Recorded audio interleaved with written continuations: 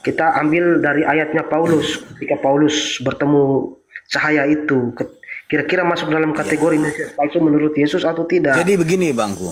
Jadi gini Bang Martin, itulah PR Anda, bagaimana dengan pesan Bang Zuma tadi, itu PR Anda dan Anda renungi. Jadi saran kami ini kan, saran dan petuah dari kami, bacalah Bibelmu dan kau pahami, agar kau dalami dan mengerti, karena selama ini kau tidak mencari bukti. Begitu banyak ayat yang kontradiksi, namun kau tidak pernah menyelidiki. Cobalah baca sejenak dari dini, terungkap semua cerita kisi-kisi. Kami tidak pernah benci pada kalian, tapi kami ingin kalian sehat walafiat. Kami hanya berucap dan membacakan agar kalian kembali tobat dan tidak tersesat. Sejago-jagonya kalian berdebat tidak menjadikan kalian menang dan hebat. Sepintar-pintarnya kalian menjerat Bibelmu sendiri yang tampol dan menyengat. Kalian jangan iri dengan kami APII, karena tugas kami kasih kau terapi. Sopan dan beradablah berdiskusi agar Anda dan penonton di bawah juga mendapat edukasi. Begitu. Sekian, terima kasih. Iya. Terus di dalam tafsir Al-Qurtubi dan salah satu tafsir satu lagi. Itu di dalam itu tafsir nama Paulus juga ada Yohanes, Simon dan Paulus yang diutus ke Arab. Yasin. Aduh. Iya, artinya bahwa teman-teman Islam juga harus cari tahu itu yang benar. Jangan sampai teman-teman menuduh Paulus ini nabi palsu atau Mesias palsu dan sebagainya, tetapi di dalam Islam sendiri mengakui dia. Maksud saya pastikan dulu. Mengakuinya. Maksud saya pastikan dulu Bang, bukan berarti saya menyuruh Abang harus mengakui dia. Pastikan dulu loh. Karena di dalam tafsir Al-Qurtubi dengan salah satu tafsir Ibnu Katsir kalau tidak salah. Walaupun Ibnu Katsir itu tidak menyebutnya Paulus, tapi disebut Paulus di situ. Harus dipastikan itu Paulus, bukan Paulus. Bulus. Bulus atau Paulus lah itulah. Karena di situ ada Samun, Yohana dan Paulus. Sementara yang saya tahu Zamun itu diterjemahkan jadi Simon, Yohana diterjemahkan jadi Yohanes. Giliran pas di Paulus tetap Paulus, tidak mau diterjemahkan jadi Paulus. Nah, itu ada apa di situ? Harus dipertanyakan juga. Kenapa Yohana diterjemahkan jadi Yohanes? Samun diterima jangan jadi Simon, giliran di Paulus tetap giliran di Bulus tetap Bulus, tidak mau diterjemahkan jadi Paulus. Itu kan menjadi soal juga itu di situ. Kenapa dua yang lain mau diartikan sebagai Simon dan Yohanes, giliran Bulus tidak mau diterjemahkan tetap Bulus. Sudah selesai? Oke. Ya udah selesai. Silakan Pin. Kores.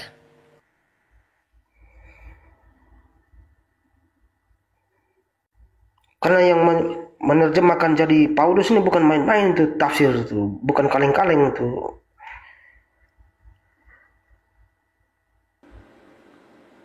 Bulus itu, Bang Martin, Bang Kris, kalau diterjemahkan ke bahasa Indonesia itu artinya akal.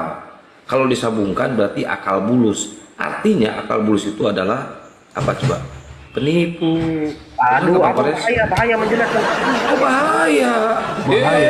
Bener itu. Jadi, oh ini gua ini masuk. Oh iya, sip. Lu jawab. Bahaya sih. Aduh, Abang menjelaskan ini hati-hati sekali. Sebentar. Saya udah hati-hati. Tanya Bang Kores. Sementara ayat di Al-Quran. Karena dua rasul. Gak nerima dia akal bulus. Sebentar. Ayat Al-Quran, tafsiran di Al-Quran yang lu bawakan. Kok di ayat Al-Quran sih? Ya, masuk Bang Kores. Begini, Paulus itu datangnya ketiga setelah dua orang itu didustakan oleh orang-orang setempat. Justru datang orang ketiganya ini untuk meyakinkan orang setempat bahwa dua orang yang sebelumnya itu benar-benar adalah rasul. Sementara Abang katakan di sini. Oh, ini yang di surah ini ya, surah Yasin itu ya? Yasin 15. Itu itu kan di berikutnya itu kan nanti ada gempa tuh, mati semua orang-orangnya di situ. Nah, itu di Antioquia kayak gitu nggak? Oh, aluh, langsung onani otak dia. Coba dibaca terus ayatnya itu. Itu ada gempa itu. Ya nggak? Baca terus. Nah, itu waktu Paulus ke mana tuh? Ke Damaskus atau Antioquia atau mana lah rumahnya si Paulus itu? Gempa nggak di situ? Coba dibaca terus Yasinnya coba. Anjir, gua baru masuk langsung udahan. Poin-poinnya di situ bahwa Yasin terusin sama lu, Bang juga udah subuh. Ya, iya poinnya di situ kalau Paulus di sana. Nah, itu gempa nggak kotanya, dibaca dong terus. Sabar dulu, jangan ke sana dulu. baca. Poin-poinnya Loh, jadi nggak gempa, jadinya nggak gempa. Jadi ya ayat yang itu terus gitu loh, Tin. masih di surah Yasin, di surah yang sama itu.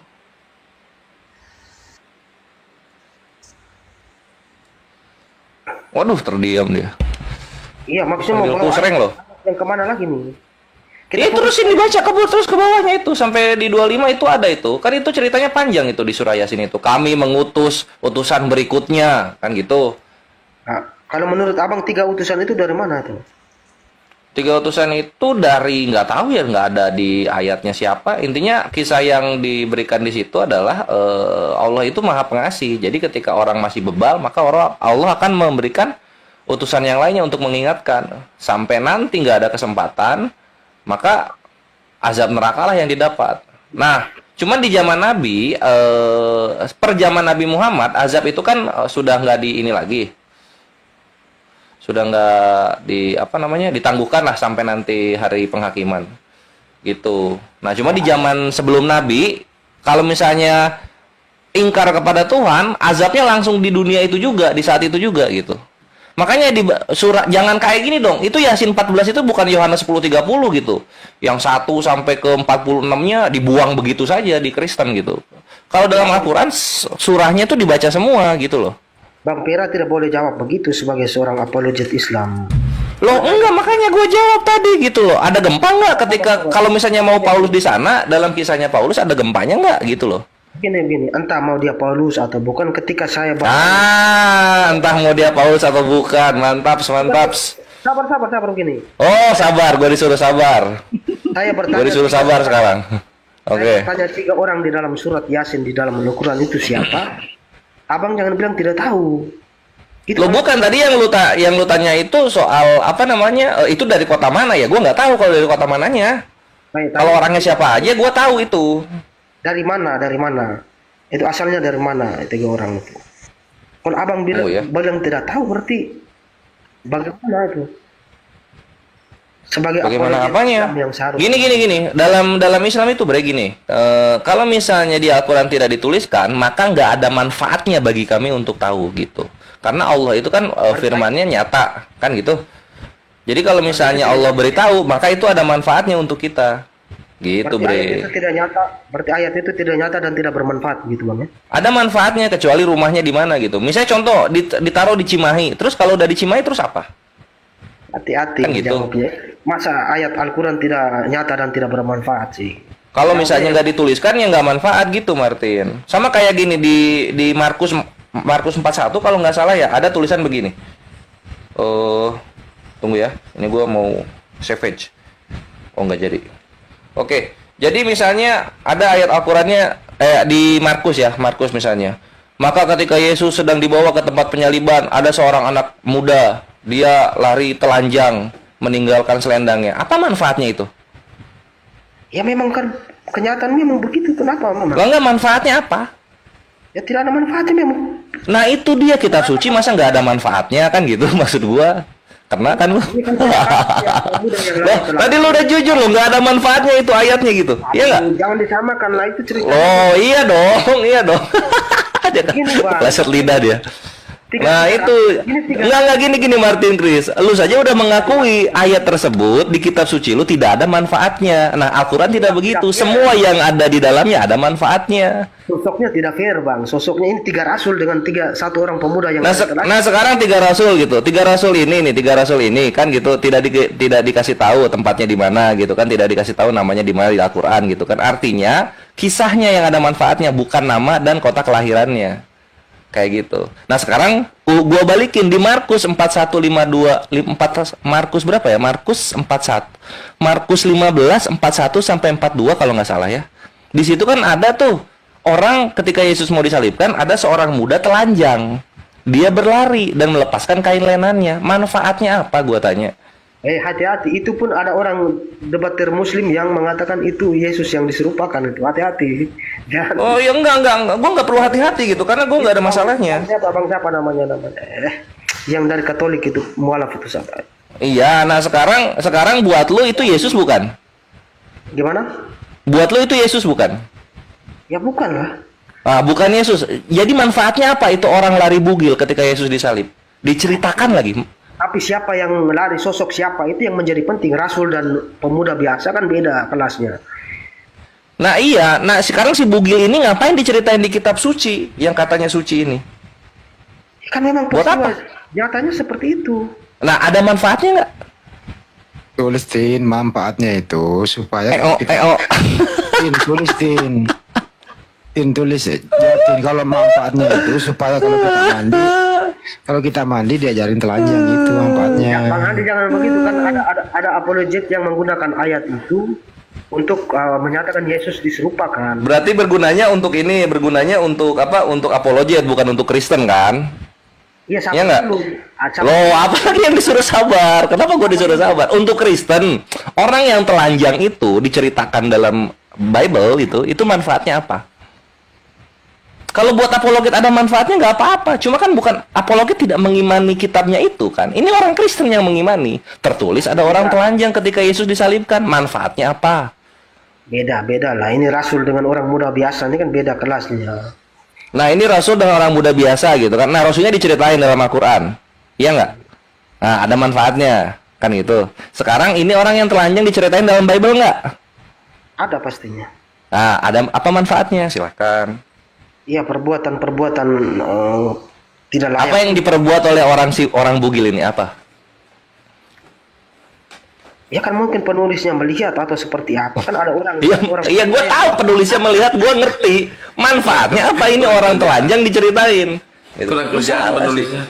Iya, ini beda-beda. 3 rasul dan seorang pemuda yang lari telanjang itu kan beda. Ini rasul ditulis. Beda kelasnya ya.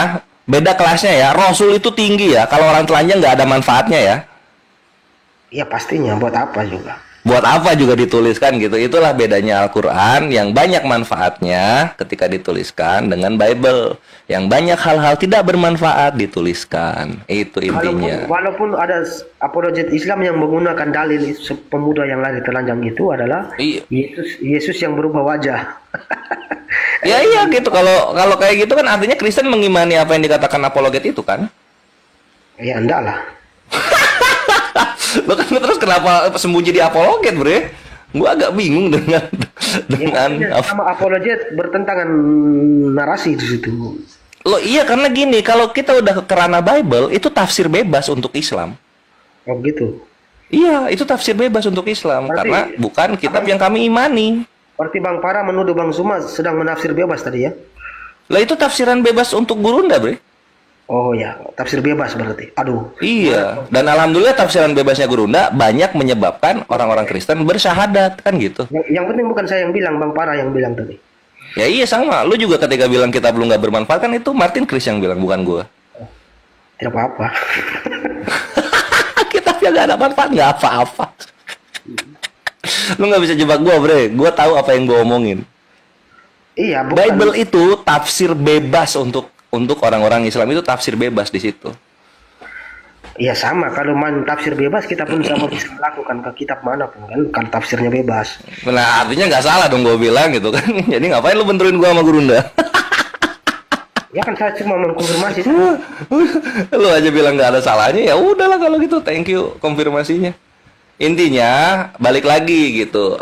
Dalam surah Yasin diceritakan utusan yang diutus oleh Allah itu ada manfaatnya untuk Islam. Sedangkan orang yang telanjang diceritakan ketika Yesus disalibkan itu nggak ada manfaatnya sama sekali gitu. Kecuali Martin Chris tahu manfaatnya apa.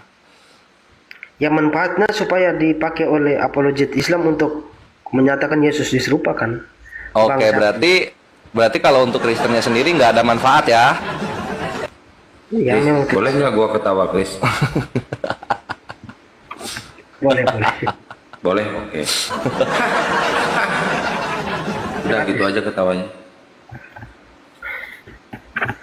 Iya. Jadi coba yang tuduhan-tuduhan seperti tadi yang Bang Zuma lontarkan, coba kita sekali-sekali kita bahas satu persatu lah. Tadi kan kita mau bahas tuduhan-tuduhan sekarang, mau ganti topik ya? Nggak mau lagi soal manfaat kitab suci, nggak? Semuanya bermanfaat, tetapi yang ya udah kalau ada manfaatnya itu orang yang telanjang diceritain manfaatnya apa? Nah, tidak. Kalau kita Dengerin. Anjay. Lagi lab, woi. Ya, itu bukan lagu itu Mobile Legend Victory gitu. Tapi kalau menurut saya si Chris ini kalau dibawa ke pengadilan dia kena hukum loh Bang Koles, si Chris ini. Kenapa? Iya loh, kitab suci sendiri dibilang nggak ada manfaatnya aja, Bu. Enggak, bukan itu. Gimana? Dia udah menuduh, si Chris ini udah menuduh si Chris. Kebohongan publik. Soal apa? Lu udah menuduh Yesus Tuhan lu. Kalau Assalamualaikum warahmatullahi kayaknya ini Waalaikumsalam warahmatullahi. Kayak ini Martin Chris kenapa suaranya beda ya? Ini Martin Chris yang beda ya? Atau sama sih? Martin Chris setahu gue dia ngomongnya lemes, nggak cepet, lambat. Ya mungkin terpengaruh situasi kayak. Iya aroma magis nih room ini nih.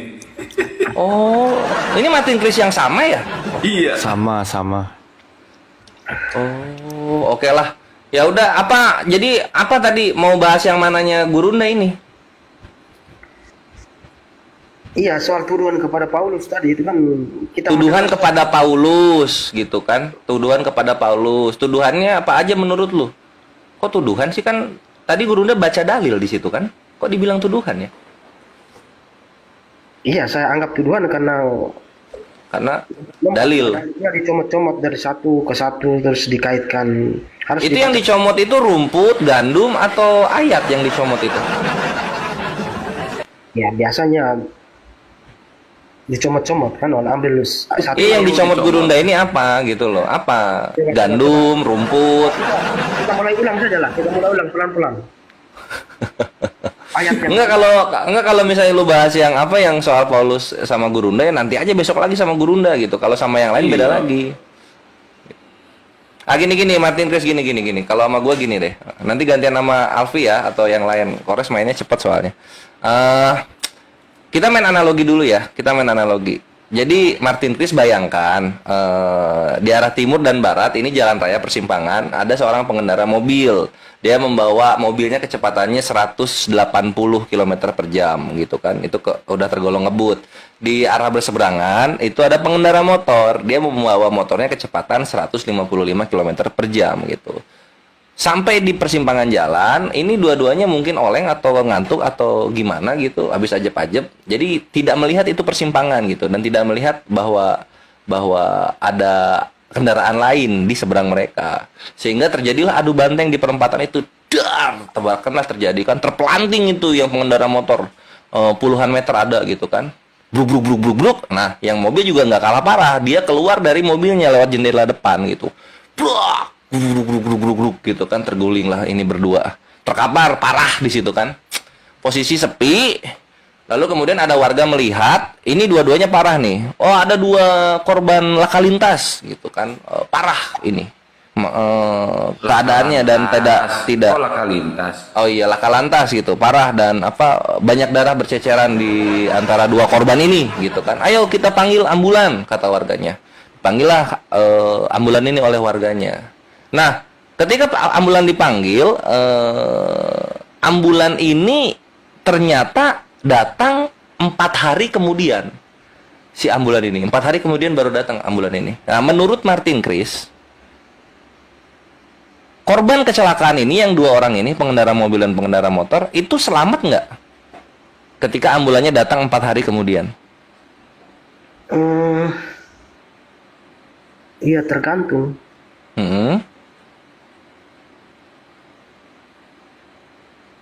Tergantung di mana? Disalib. Tergantung di mana? Ya kan bisa ada kecelakaan parah pun ada orang yang masih selamat, kan bisa jadi. Iya. Nah, menurut Chris, ketika korban kecelakaan yang gue ceritakan tadi dijemput oleh ambulannya 4 hari kemudian ke tempat kejadian perkara kecelakaan itu, menurut Martin Chris selamat nggak ini 2 orang ini? Kalau menurut saya peluang ambulans itu kecelakaan juga ada. Iya. Karena abang bertanya yang kemungkinan itu masih terlalu banyak kemungkinan itu. Iya, makanya gue nanya kemungkinan yang menurut Martin Chris, kalau misalnya masih hidup kenapa, kalau misalnya ya matilah kenapa gitu. Jawab aja, nggak ada ini kok, nggak ada ini pertanyaan terbuka. Jadi jawabannya esai. Langsung ke poin saja lah. Ya udah, makanya jawab dulu. Poinnya itu datang dari jawabannya Martin Chris. Kalau dialog sama gue tuh ini berkembang kok. Gue nggak maksa. Bisa saja mobil itu pakai pengaman, bisa. Iya, sayangnya kan udah berdarah-darah ini dua-duanya. Jadi jawabannya apa? Kalau ambulannya datang 4 hari kemudian. Iya kan tidak menutup kemungkinan ada orang yang lewat di 1-2 hari sebelumnya, sebelum ambulans itu datang bisa menyelamatkan juga kan. Oh, jadi nah itu kayak gitu juga bisa loh. Jadi ketika ambulannya datang 4 hari kemudian, ada orang yang menyelamatkan dia lebih dulu kayak gitu ya. Kayak gitu. Jadinya mati nggak tuh kalau misalnya ada orang yang menyelamatkan dia lebih dulu? Ya kan tidak bisa ada jawaban pasti, di sini masih ada kemungkinan. Ya makanya menurut Martin Chris kemungkinan yang paling buruknya apa? Kalau selama 4 hari itu tidak ada yang lewat menolong, berarti kalau dengan kecepatan, kecepatan apa dulu nih? Kecepatan kilometer per jam, yang mobil 180, yang motor 155 per jam. Iya.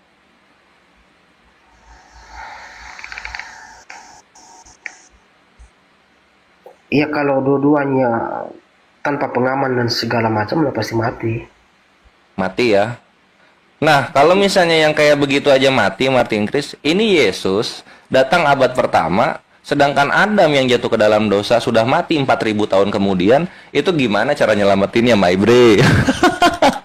Gimana, Bang? Gimana? Coba. Tadi logika lu menjawab ya pasti mati lah kalau ambulannya datang 4 hari kemudian. Nah sekarang kalau misalnya lu bisa menjawab seperti itu, kok bisa-bisanya lu mengimani seorang juru selamat ya yang datang abad pertama, sedangkan dosanya terjadi 4.000 tahun sebelum dia datang gitu loh. Apa yang mau diselamatin anjir? Adamnya udah meninggal, bre. Oke. Gini Bang. Apa? Selamat datang di kebenaran anjir, emang dialog itu seni, bre. yang dibebaskan itu adalah pembebasan dari kematian kekal. Jadi, kematian kekal, bukan penebusan dosa ya. Ya, penebusan dosa itu dari kematian kekal tadi. Oh, dosa itu yang menyebabkan kematian kekal. Oke, nah ini Adamnya udah mati nih. Sebentar. Nah, gimana? Ketika Adam dikutuk di awal ketika mereka berbuat dosa itu kan, iya. Makanya pasti engkau akan kutuk di situ kan. Di situ kan ada semuanya mati. Terus kehadiran Yesus ini bahwa untuk membebaskan kita dari kematian kekal itu, dari kebangkitan Yesus ini yang kita. Ya telat datangnya lah. Adamnya udah mati. Ya begini.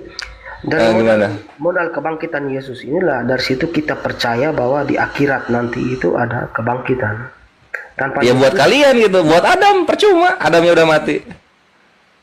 Iya, nanti semua orang yang telah mati di akhirat nanti itu akan dibangkitkan.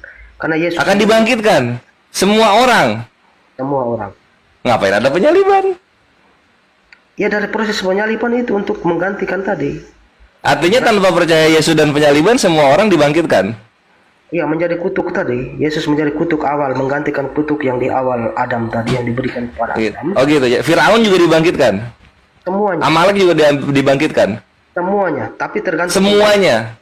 Amal ibadah saat mereka hidup. Ya gini Bang, gini. Sebentar, jangan tertawa dulu.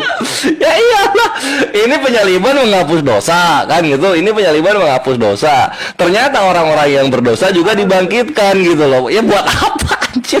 Buat apa? Buat apa jadi Kristen kalau gitu, kalau sama aja? Nah, coba gue sabar.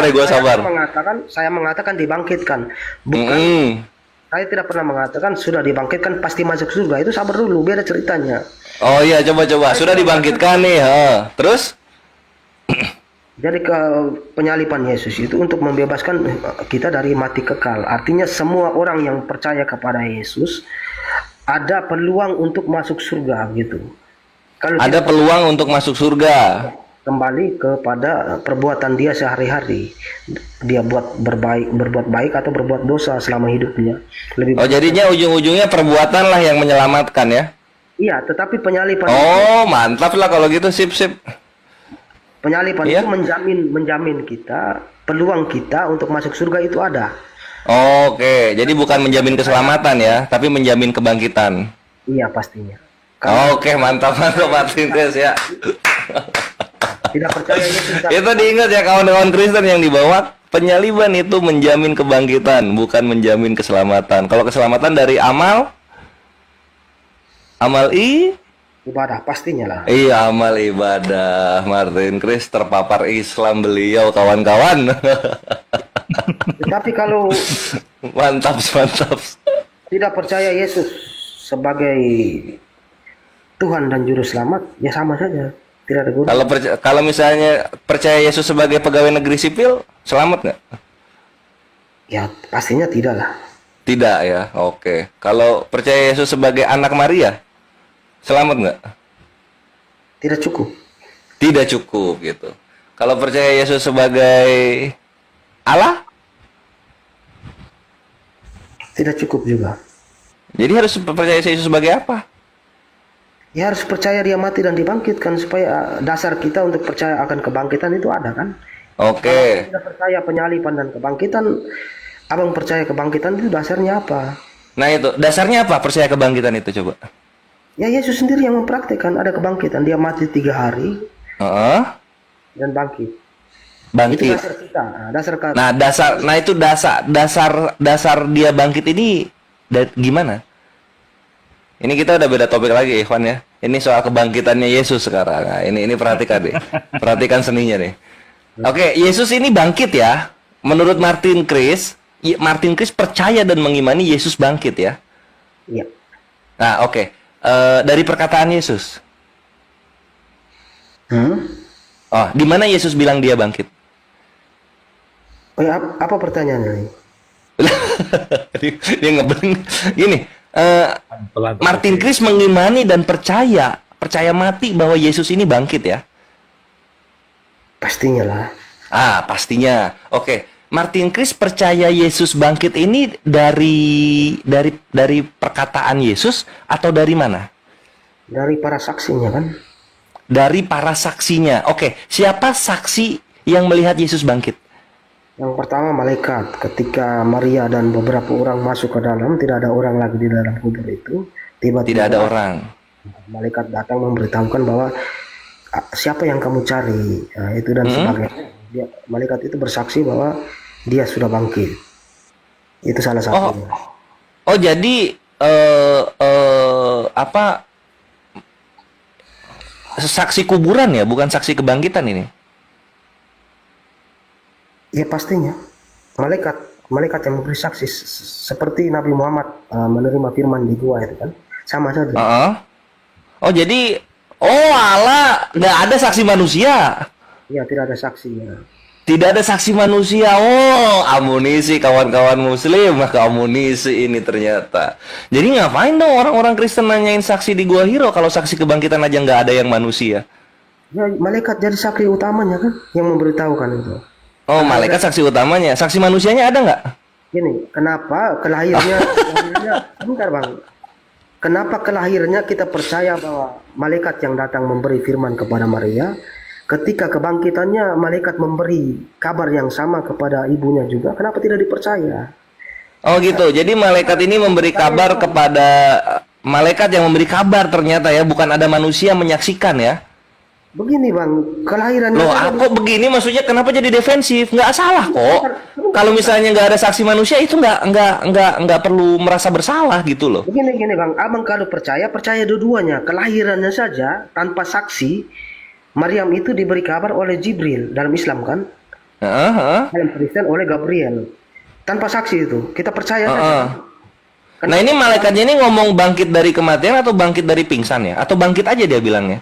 Karena kalau kata bangkit kan banyak banget ya. Itu yang gua agak bingung ya. Contoh kayak gini ya, misalnya kita buka Hakim ya. Kita buka Hakim 3 misalnya. Ada Bible cetaknya nggak?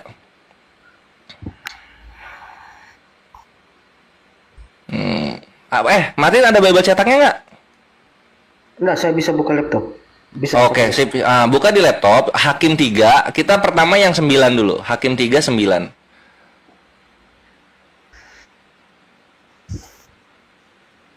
Terus tolong dibacain Martin Chris supaya gua nggak dibilang bohong-bohong.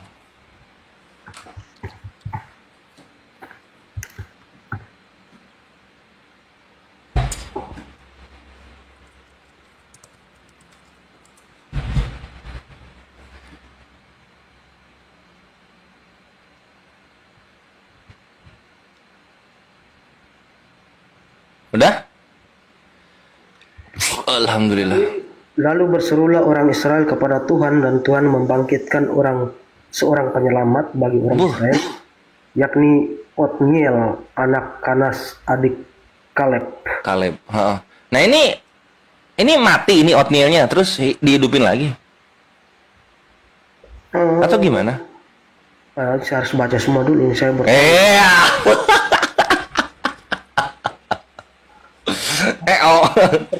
bangkit lah, yo. Berapa banyak nih yang bangkit nih?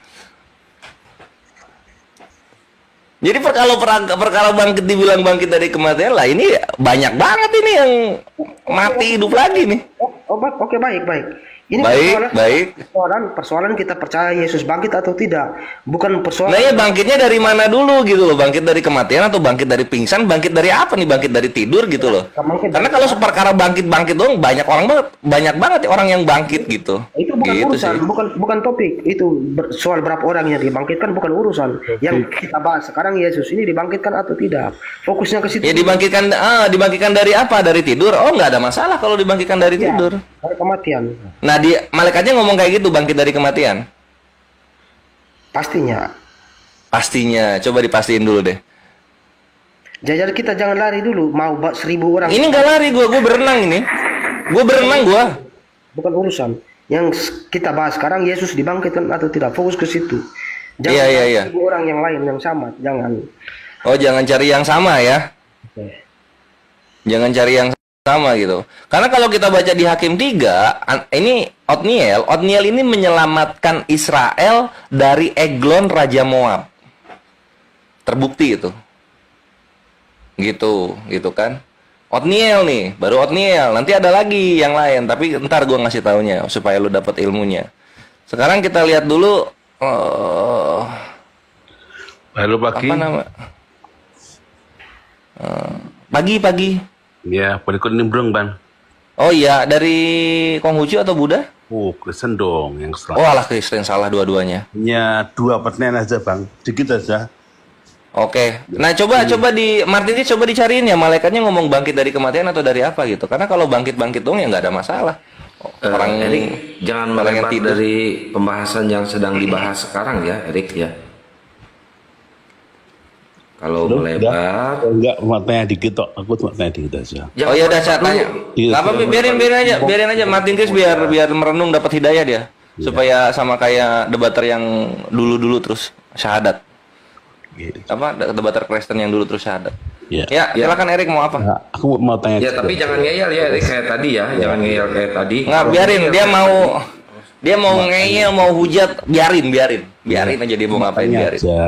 Silahkan. Orang Kristen kan bertanya-tanya semua itu, aku mewakili mereka semua. Jadi gini, pertama, kenapa Muslim itu mau menyembah Allah yang kaki di neraka? Yang kedua, kenapa menyembah Allah yang kakinya ada di neraka? Gitu maksudnya? Kok mau satu ya. Yang kedua, kenapa kok mau ditentukan mendatangi neraka dengan Maryam sesuatu? Dan kenapa kok mau gitu loh? Gitu itu atau pengen tahu itu aja. Silakan. Tadi udah dijawab Bang Juma. Boleh buang itu banyak ludahnya, mulutnya Allah gitu. Tunggu ya. Tadi udah dijawab itu resen 3 kali Bang Juma, ini ulang lagi sama dia. Oh iya nggak apa-apa, Kores belum soalnya. Biar gua jawab dulu soal apa namanya. Ini gua menyempurnakan, melengkapi yang Gurunda ya. Kalau Gurunda udah sempurna itu. Gua tinggal melengkapi aja atributnya. Soal kenapa mau menyembah Allah yang kakinya ada di neraka gitu kan. Nah, perlu diperhatikan mengenai kaki Allah di neraka itu adalah majasi yang lebih kepada kekuasaannya, dimana ini menghinakan orang-orang kafir yang ada di dalamnya. Udah tahu hadisnya belum, Erik? Mana dia? Ada yang ngerti? Waduh, ya ini. Jadi kalau dibaca hadisnya, perhatikan di sini, kita bawa dari Sahih Ibnu Hibban aja ya. Di Sahih Ibnu Hibban dikatakan. Sorry, diturunkan jadi. Sorry, oh iya. Ya ini, udah baca hadisnya lengkap belum? Udah baca sih, terus kan kamu jelasin dulu apa? Aku dengerin. Nah ini kita gue baca lagi ya gini. Kelak dilemparkan penghuni neraka ke dalam api neraka, lalu neraka bertanya, masih adakah tambahan? Hingga Tuhan yang maha luhur dan maha tinggi menaruh telapak kakinya di neraka, neraka pun berkata cukup.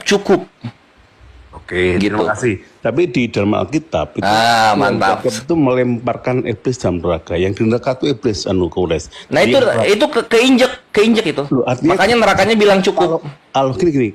Kalau gimana? Di neraka, badannya juga sama, betisnya juga sama. Itu. Kalau bukan itu Yesus. Kalau Yesus dunia orang mati sebadan badan itu yang hina. Itu yang hina.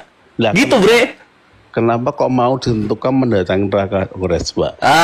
Tunggu dulu. Ini bedain dulu ya. Kalau Allah secara majas kakinya itu menghimpit neraka, jadi nerakanya bilang cukup. Kalau Yesus sebadan badan di neraka. Dunia orang mati itu neraka. Anda kejawab nanti.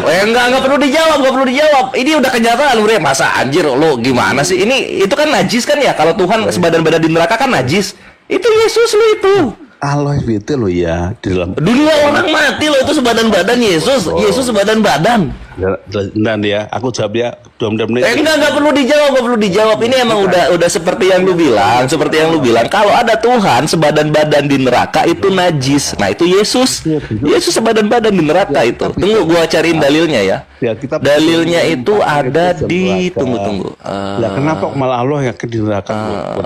Nah, ini kisah para apostolos 2 nomor 31. Karena itu ia telah melihat ke depan dan telah berbicara tentang kebangkitan Mesias. Ketika ia mengatakan bahwa dia tidak ditinggalkan di dalam orang mati dan bahwa dagingnya tidak mengalami kebinasaan. Nah, jadi Yesus badannya bau orang mati karena dia sempat di dunia orang mati. Gitu. Nanti ada lagi di sini, ada lagi di kisah para apostolos 17:31. Karena ia telah menetapkan suatu hari pada waktu mana ia dengan adil akan menghakimi dunia oleh seseorang yang telah ditentukannya. Sesudah ia memberikan kepada semua orang suatu bukti tentang hal itu dengan membangkitkan dia dari antara orang mati. Nah, jadi Yesus lu itu sebadan badan masuk ke dalam neraka. Gitu. Ya. Pas ya? Kores gantian ya, ganti ngomong ya. Enggak. Ini yang kedua kan gue belum jawab yang kedua. Yang kedua kan gue belum jawab. Gue jawab dulu yang kedua ya. Pertanyaan kan aku yang tadi. Kenapa ya? Jadi Tuhan yang kedua katanya tadi 2 pertanyaan. Gue jawab dulu yang kedua. Bentar, Tuhan dah kitab melempar dalam neraka. Lah kenapa Allahmu apa itu? Dikeluarkan dari mana? Tadi Martin Kres sudah bilang nggak ada saksinya dia bangkit. Itu yang bangkit itu adalah Yesus yang lain. Kalau Yesus yang diimani oleh Erik itu dia mati di neraka, Bre. Erik jangan ngeyel, Erik. Kalau udah dijawab udah, Erik. Nanti lama-lama kugal kau punya mulut. Serius gitu. Yesus lu itu walaupun bangkit itu bau-bau mayat itu kebawa karena dia dibangkitkan di antara dunia orang mati. Yesus itu bau mayat dia. Dunia orang mati loh. Sebadan badan dia masuk itu. Dengan Muhammad yang di kuburan karena Yesus loh, Nabi Muhammad ketika meninggal satu Arab Islam. Yesus ketika mati dia yang Kristen Italia. Kenapa bisa gagal gitu? Karena Yesus bau mayat. Gitu. Kenapa itu nih? Yesus bau mayat, Yesus. Kenapa Yesus bau mayat gitu loh. Coba Allah ketika neraka secara majas telapak kaki Allah ke neraka, neraka bilang cukup. Ini ketika Yesus masuk neraka dunia orang mati, nerakanya bilang cukup nggak? Enggak, dimakan. Makanya Yesus bau mayat. Kalau dibilang Yesus bangkit dengan bau mayat. Itu aja intinya. Lah kenapa kamu mau nyembah Allah di neraka? Dan kedua, kenapa kamu mau Nah ini yang pertama itu karena begini, Paulus aja orang yang botak ini berkata begini dalam 1 Timotius 1 nomor 17. Ini kita baca bareng-bareng. 1 Timotius 1 17 ya. Kita baca. Hormat dan kemuliaan sampai selama-lamanya bagi Raja segala zaman, Allah yang kekal, yang tak nampak, yang esa, amin. Amin gitu. Apa artinya? Jadi kalau yang nampak itu adalah berhala. Siapa berhala ini? Yesus yang bau mayat gitu. Kenapa kamu mau menyembah Allah yang kaki? Ini yang tak nampak ini 1 Timotius 1:17. Kamu menyembah Tuhan yang bau mayat. Yesus namanya. Kenapa mau diberikan Tuhan mendatangi neraka dalam Marian 71? Lah iya gitu, untuk membedakan dengan Tuhan yang sebadan-badan masuk neraka. Kalau sebadan-badan masuk neraka itu berhala itu. Berarti kalau gitu. Hehehe. Gitu jawabannya. Itu mah kumpul karena Tuhan Alkitab itu di surga. Itu enggak? Enggak ada di surga. Walaupun di surga masa bau mayat masa bisa masuk ke surga? Bau mayat dia masuk ke dunia orang mati. Coba otaknya dipakai. Orang kalau di dalam Kristen udah masuk neraka, nggak mungkin dia masuk ke dalam surga. Masa Yesus ini udah masuk neraka dia masuk surga? Artinya kan dongeng-dongeng ini ketika Yesus dibilang terangkat ke surga. Orang dia udah di dunia orang mati kok. Kita kan udah temu. Erik itu kalau ngomong telan dulu udah lu gantian, makanya gantian ngomongnya. Telan dulu udah. Iya ini gantian kok. Oke ya ngomong ya. Jangan emosi ya, jangan emosi ya. Ngomong ya. Nah bagus. Harus kuat sama Kores harus kuat. Karena Kores memegang semua aibnya Yesus gitu. Baik dia hidup walaupun sampai dia jadi bau mayat. Oke aku jawab ya. Oke. Jadi apanya yang dijawab? Coba Yesus masuk ke dunia orang mati nggak? Ini kan besok ngomong tentang Allah. Oh iya. Nah, gue ngomong Yesus, lu ngomong Allah ya. Gue ngomongin Yesus ini, silakan. Tuhan di Alkitab itu melemparkan iblis dalam neraka. Nah itu kenapa Tuhan di Alkitab melemparkan dirinya ke dunia orang mati? Kan jadi bau mayat. Kemudian kenapa selatan di neraka kaki Allahmu? Yang kedua, ya iya gitu, karena terhimpit orang-orang Tuhannya orang Kristen itu terhimpit dengan telapak kaki Allah secara majas gitu. Muhammad dan pengikutnya diberi Jadi siapa yang terhimpit di dalam neraka itu? Tuhannya orang Kristen, Yesus ini gitu. Yesus naik surga. Dan tidak mungkin orang yang sudah masuk neraka keluar lagi dari neraka, itu nggak mungkin. Tetap ngomong dia Yesus naik surga dan dia Ini Yesus di surga ngapain dia? Nggak mungkin. Dia udah masuk neraka. Coba tunjukkan satu orang Kristen yang sudah di sorga. Kalau memang benar Yesus di sorga, tunjukkan satu. Tunjukin satu orang Kristen yang sudah di sorga. Tunjukin. Siapa orang Kristen yang udah di sorga? Siapa? Ada pesundal. Masih di gerbang, masih ngantri. Belum masuk. Nah, gua nggak cuma nanya ke Erik ya, untuk orang-orang Kristen yang benci sama Islam, kalau memang agama lu bener, kalau memang Yesus lu di sorga, tunjukkan satu orang Kristen yang sudah di sorga sekarang. Itulah gua cium itu tangan pendeta 100 kalau ada orang Kristen yang sudah di sorga. Sama Yesus itu gua cium itu. Masuk ke Firdaus. Masih Mana? Tunjukin sini orang Kristen yang udah di sorga siapa? Gitu. Ngomong aja Yesus keselamatan 2000 tahun orang Kristen mati jadi mayat semua. Bang Kores benar kata Bang Bob itu di bawah Luga katanya. Luga pernah. Waduh, Luga masih hidup. Kalau masih hidup Paulus juga ke sorga Paulus. Emosi gantian. Iya, coba jawabannya apa? Siapa? Loh, malah diem. Oh, mute itu, biarin aja. Butuh apa? Butuh napas buatan. Kenapa Allah kan di neraka? Yang kedua, kenapa Muhammad? Oh, udah kejawab itu. Yang di neraka sebadan-badan Yesus terima kenyataan. Nah, yang kedua apa? Kenapa Muhammad diberikan rumah mendatangi neraka? Dalam Marian sesuatu kan? Itu terus yang ditanya. Apa sih? Apa pertanyaan nggak dengar? Itu finalnya. Jadi artinya tamat. Itu tamat. Jadi kalau tamat itu Kristen ada di Israel harusnya baru tamat. Ini Kristen masih di Italia, Israel masih minoritas. Artinya Tuhannya itu Tuhan palsu. Tidak bisa membuat Israel menjadi Kristen. Yang gitu. Yang turun masuk neraka. Lah itu Yesus lu itu di neraka sebadan-badan. Terima kenyataan. Yesus naik surga. Yesus di sebadan-badan di neraka. naik surga. Kisah para apostolos 12 nomor 31. Yesus Nah, naik gitu. surga. Dan saksikan. Kamu baca aja. Kalau misalnya Yesus di surga, siapa orang Kristen yang udah di surga? Siapa? Siapa orang Kristen mati nyembah Yesus udah di surga? Nggak ada kan? Artinya Yesus Tuhan palsu. Yang palsu itu yang di neraka. Loh, Yesus yang di neraka. Karena apa? Dia tidak ada di sorga bersama orang Kristen. Tuhan palsu dia. Allah. Allah loh. Yesus, Tuhan palsu. Loh. Yesus mukanya di neraka. Sebadan-badan. Oh, sorry. Yesus sebadan-badan di neraka. Mukanya. Mukanya di neraka. Muka Yesus lu di neraka. Sebadan-badan. Tambat-tambat. Nah, emosi kan? Emosi ya? Jangan emosi, bre. Emang Kores kalau ngomong begini, menyakitkan. Aku santai kok. Lu kira lu ngobrol sama muslim yang menghargai Yesus? Enggak, bre. Lu kalau ngobrol sama Kores, Yesus lu hina di mata gua. Karena setiap dia hidup, kegagalan semua yang ada. Ya, besok kamu ya. Bahkan membuat Kristen jadi mayoritas di Indonesia aja gagal dia. Kelak gitu kan. Jadi ngapain gua baik-baikin Tuhan lu? Kalau lu aja ngehujat ya nggak? Di kitabmu tuh, Res. Enggak, ini kitab lu ini. Ini kitab lu nih. Nih, gua bacain lagi ya. Yesus lu sebadan-badan di neraka nih. Nih gua bacain lagi. Nih ada di tunggu. Di mana nih dunia orang mati? Nih. Kitab lu nih. Nih, lu makan ini ya. Lu makan ini.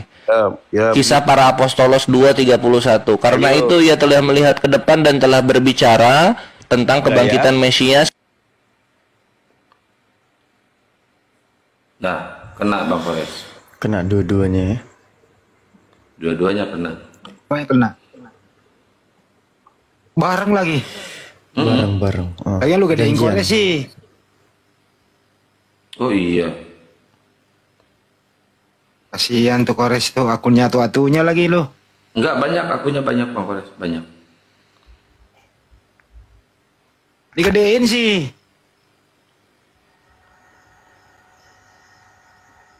Jangan digedein teman-teman Bang Koresnya ya.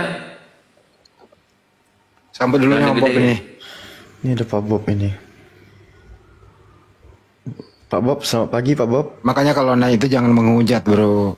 Halo, assalamualaikum. Waalaikumsalam. Waalaikumsalam. Bang Bob katanya udah sadat Bang Bob. Ada deh. Oh, Masya Allah, Allahu Akbar, Subhanallah. Saya dengar aja itu dari mualaf sebelah. Katanya Bang Bob udah sadat. Bener apa enggak Bang Bob? Ada deh. Nanti Japri aja. Oh, siap-siap. Masya Allah. Itu Bang Handi nggak mau lagi dia Japri-Japri aku. Oke, nanti dijapri-japri lah. Masa dibiarin sendiri Bang? Kalau di Jakarta info aja. Ini lagi di Jackson nih. Oh, nanti kita atur ketemunya ya. Oke. Bangkit di menit ketiga. Dikecilin Bang Koresnya teman-teman, nanti kena tombak. Lu bareng-bareng sih lu, Res. Gedein tadi. Kena lu, nggak bener lu. Bang Handi. Lagian mau hujat ada Kores. Ya, Bang Bob, udah syahadat ya? Ada deh. Asik, alhamdulillah dulu deh. Iya, itu tadi sama apa? Sama Bang Martin Chris ya. Berkata, Lanjut. tidak percaya Yesus sebagai Tuhan tidak masuk surga. Begitu ya Bang Martin Chris ya? Iya betul. Chris, Nggak ada baik-baiknya sih, silakan. Ya Bang Martin Chris ya, begitu kan tadi pernyataannya Abang ya? Iya, sebagai Tuhan, sebagai juru selamat lah Bang. Ya, kalau sebagai Tuhan, kalau nggak sebagai Tuhan masuk surga nggak? Kalau mengaku Yesus itu hanya sebagai utusan, terus tidak sebagai Tuhan, kira-kira masuk surga nggak? Gini Bang, saya kemudian cari-cari tahu soal asal kata Tuhan ini dari mana. Kata Tuhan ini kan munculnya kemudian baru-baru. Tuhan itu kan asal katanya dari Tuhan kan. Kalau ada penambahan kata hanya di huruf hanya di depan itu kan kemudian itu. Kalau kita berbicara sebagai warga negara Indonesia menggunakan gramatikal bahasa Indonesia, maka pengertian Tuhan itu mengacu ke bahasa Indonesia. Jadi pengertian Tuhan itu tidak ada bisa ditafsirkan oleh beberapa orang atau kelompok. Gitu. Tuhan itu kan sang pencipta. Itu pengertian di bahasa Indonesianya. Mana Tuhan itu sang pencipta? Di mana itu definisinya? Coba aja buka di KBBI, Bang. Coba abang tunjukkan mana Tuhan itu artinya pencipta itu di mana? Coba tunjukkan ke saya. Itu coba aja dibuka di KBBI. Kalau abang itu, berarti abang belum pernah buka KBBI ya, arti Tuhan apa? Aduh, salah saya malah dituruh belum buka KBBI lagi. Coba abang buka lah. Abang kan yang suruh kan? Saya sudah karena sudah capek buka bolak-balik itu KBBI. Ini udah saya buka nih. Jadi Tuhan itu artinya pencipta alam semesta. Iya. Di mana? Lu makanya lu baca sendiri, orang udah dibaca. Waduh. Tuhan itu di KBBI itu sesuatu yang diyakini. Kita bermodal kepercayaan saja, tidak ada pencipta di situ. Definisi dari mana? Berarti kalau Tuhan itu bukan sang pencipta. Sesuatu yang diyakini. Sesembahan yang diyakini, sesuatu yang belum kita pernah lihat dan mendengar, tetapi kita meyakini dia ada. Itu definisi di KBBI. Sifat melekat pada Tuhan itu secara KBBI apa Tuhan? Itu sudah main di ranah iman, Bang. Definisi Tuhan itu sesuatu yang kita yakini. Terus? Itu kalau sudah mau. Berarti semua yang diyakini Tuhan, begitu? Iya, kembali ke kita masing-masing kan Tuhan kita. Nah, sesuatu yang kita yakini. Pengertian Tuhan itu kan sesuatu yang diyakini. Apa sampai di situ saja? Ya baca seterusnya lah, tidak ada kata pencipta. Abang yang nggak mau baca, di situ kan disembah oleh manusia sebagai yang maha kuasa, maha kembali yang kita yakini kan. Nah, kalau dibaca lagi yang maha esa itu kan satu. Nah, nanti abang ketampol kalau abang teruskan ke situ nanti begitu, karena pengertian Tuhan di dalam gramatikal bahasa Indonesia Tuhan itu satu. Tapi oke lah, itu kan nanti iman, kembali ke iman lah, mau Tuhannya 3, 10, 6, 7, 8 itu. Tapi yang pasti pengertian Tuhan itu adalah pencipta begitu. Berarti satu lebih kecil dari dua, Bang. Iya, satu lebih kecil. Belum tentu satu itu belum tentu lebih kecil dari dua. Karena kalau tidak ada satu tidak ada dua, Bang. Nggak mungkin langsung dua, harus satu dulu. Itu. Nah, kembali ke pernyataan abang tadi. Ya, tetap saja satu lebih kecil dari dua, mau dia ada atau tidak, tetap saja satu lebih kecil dari dua. Tidak selamanya itu, Bang. Mau dari matematika juga abang nggak bisa satu itu lebih kecil dari dua, nggak bisa. Karena 1 tambah 1 makanya 2. Itu. Nah, jadi tetap satu lebih kecil dari 2. Mau di mana tetap satu lebih kecil dari 2. Ya, jadi begini. Abang tadi katakan kalau tidak percaya Yesus sebagai Tuhan itu tidak masuk surga, begitu ya? Oke. Kira-kira Maria percaya Yesus sebagai Tuhan nggak? Pastinya. Hah? Pasti. Luar biasa. Oh pasti. Oh berarti Maria itu mengakui Yesus sebagai Tuhan. Berarti Maria melahirkan Tuhan. Begini. Maria itu kan manusia juga. Pasti ada karakter. Alhamdulillah. Jangan kita baru satu kata saja sudah ditertawakan nih. Bapak.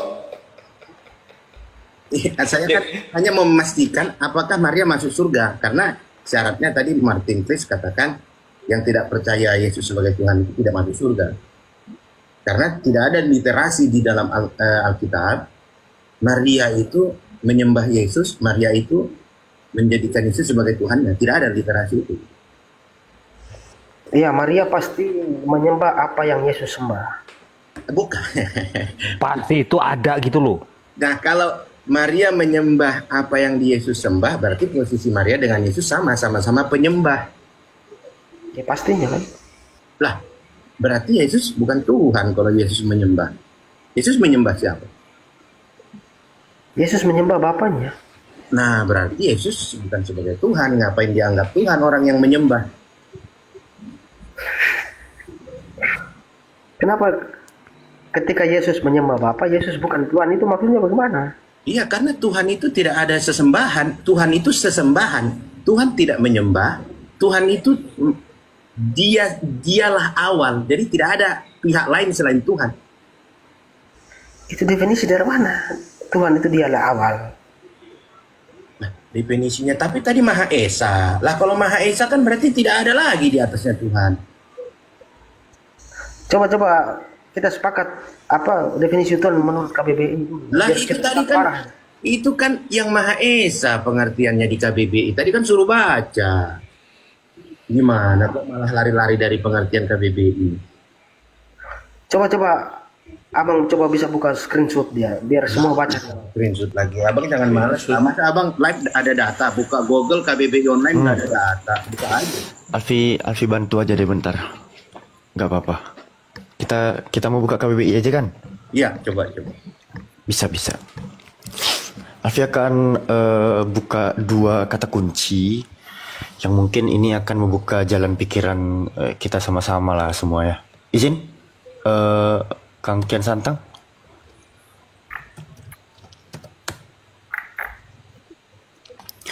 Iya, kalau kita mencari di Kamus Besar Bahasa Indonesia, yang disebut sebagai Tuhan itu sesuatu yang diyakini, dipuja, dan disembah. Jadi kalau Bang Martin bilang Tuhan itu menyembah, justru di dalam KBI itu Tuhan itulah objek yang disembah oleh orang-orang teistik, tuh bukan ateis.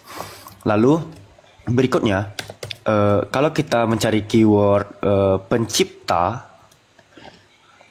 nih ya, pencipta itu didefinisikan yang menciptakan, mengadakan, menjadikan, membuat, dan sebagainya.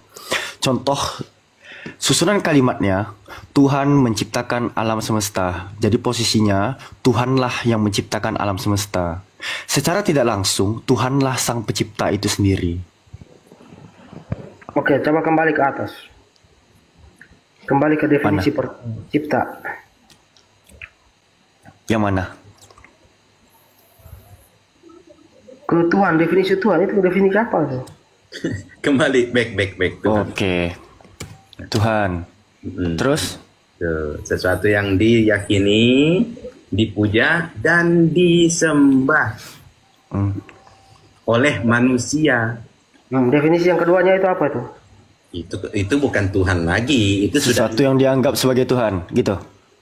Bertuhan, itu pengertian bertuhan di bawahnya. Bukan yang dia bilang definisi yang kedua, sesuatu yang dianggap Tuhan gitu. Sesuatu yang dianggap Tuhan. Enggak, simpelnya gini aja deh Bang Martin, izin ya, Pak Bob ya. Yesus ini sebenarnya bertuhan atau ateis, Bang? Bertuhan pastinya. Sementara definisi Tuhan itu adalah objek yang disembah oleh orang-orang yang bertuhan. Iya, masalah kata Tuhan ini kan munculnya kemudian. Yesus tidak menyebut sesembahannya itu dengan Tuhan waktu itu. Lalu apa? Ya, sesuai dengan daerah setempat. Begini Bang Martin, kalau kita menggunakan bahasa Yesus pada saat dia hidup, ya kita ngapain bahasa Indonesia? Ini kan kita berdialog menggunakan bahasa Indonesia, tentu kan pengertiannya pengertian bahasa Indonesia. Jadi Tuhan di dalam bahasa Yunani itu apa Bang Martin menurut Abang? Iya, nanti malah kemana-mana. Yunani itu Theos ya. Tuhan dalam bahasa Yunani apa? Theos. Oke. Pada saat dalam bahasa Arab Allah. Coba terjemahkan dulu Alfi. Theos itu apa artinya Alfi? Gimana jadi Allah gimana? Kau belajar di mana? Oke. Saya tunjukkan, biar saya tunjukkan supaya saya jangan dikatakan gitu. Biar saya tunjukkan. Enggak, iya kita saling sundul data nggak apa-apa juga. Kita uji ya.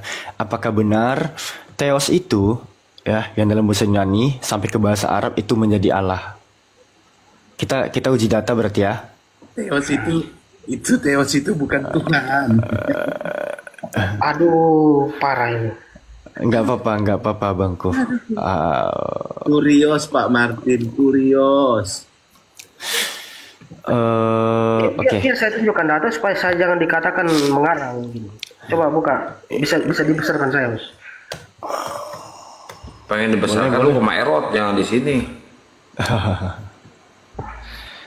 Maksudnya dibesarkan layar, bukan yang itunya. Oh iya.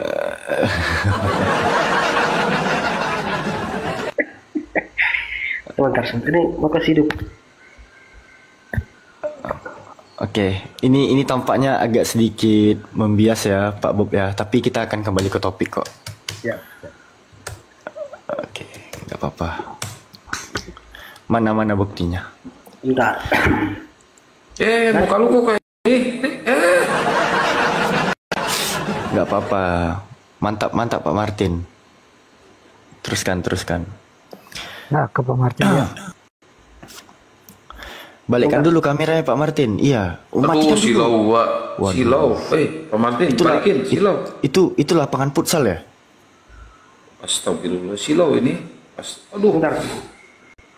Balikan. Balikan. Gitu. Sakit Oke, mata Alfi.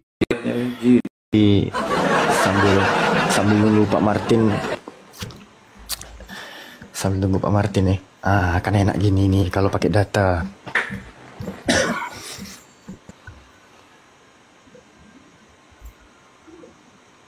Bagus. Oh iya, ngerti bagus.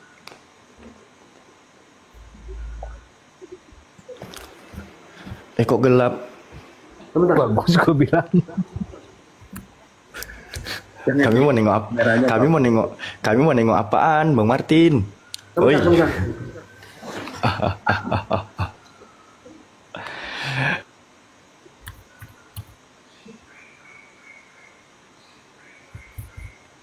Malah dimatiin lampunya lagi. Tin. Udah gua ganti nama lu jadi Martini lah. Mau nunjukin apa sih si Martin ini?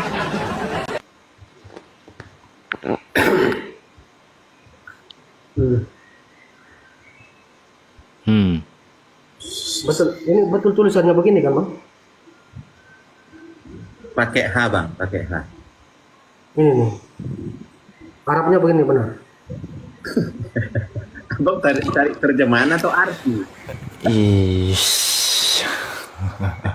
Kalau terjemahan bukan begitu. Ya Allah, terjemahan translate.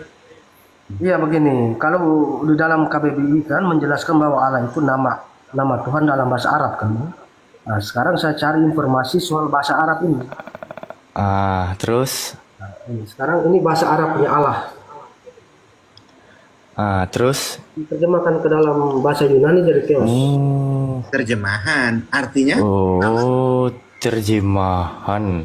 Nah, sekarang coba saya ganti ke bahasa Ibrani dari Elohim. Bentar. Jadi L di sini. Jangan ke situ. Coba itu yang Arabnya diganti jadi Indonesia coba. Makanya udah kemana-mana ini udah kita jadi dari. Ya nggak apa-apa itu kan teos tuh. Nggak apa-apa. Sekarang Alfi pegang data kok. Nggak apa-apa. Sekarang Indonesia jadi Tuhan, bukan tetap Allah. Kalau memang Allah ini nama, berarti diterjemahkan ke dalam bahasa apapun seharusnya tetap Allah. Ini kenapa dia berubah-ubah di sini? Oke, udah narasinya? Coba silakan. Biar oke, baik. Nah, kan gini enak. Alfi buka data lagi ya. Oke. Kita butuh satu data lagi kawan-kawan di dalam Matius 27:46. Matius 27:46. Masih ingat kan dalil yang Yesus berseru Allahku, Allahku dalam terjemahan LAI. Oke. Nah, ini nih. Mana bantu Bang moderator atau siapa? Bang host.